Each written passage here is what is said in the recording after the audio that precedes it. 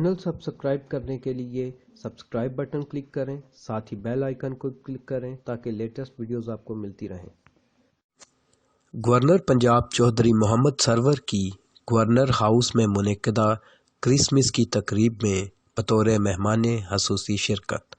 تقریب کا انعقاد صوبائی وزیر برائے انسانی حقوق و اقلیتی امور اعجاز عالم اگسٹن نے کیا تھا۔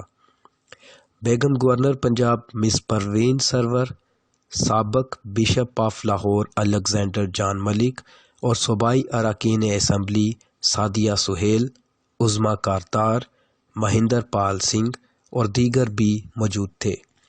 اس موقع پر خطاب کرتے ہوئے گورنر پنجاب کا کہنا تھا کہ پاکستان کے جھنڈے میں سفید رنگ مجھے اچھا لگتا ہے۔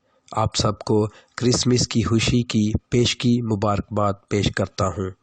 انہوں نے کہا کہ اقلیتوں کے حقوق اور مذہبی آزادی کے حوالے سے قائد اعظم محمد علی جناح کی 11 اگست والی تقریر ہمارے لیے مشعل راہ ہے۔ تمام اقلیتیں ملکی ترقی اور خوشحالی میں اپنا بھرپور کردار ادا کر رہی ہیں۔ کرتارپور سے پوری دنیا میں پاکستان کی عزت میں اضافہ ہوا۔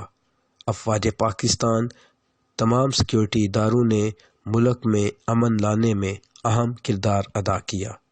گورنر پنجاب چودھری محمد سرور نے کرسمس کا کیک بھی کاٹا اور مسیحی کمیونٹی کے لیے نیک خواہشات کا اظہار کیا۔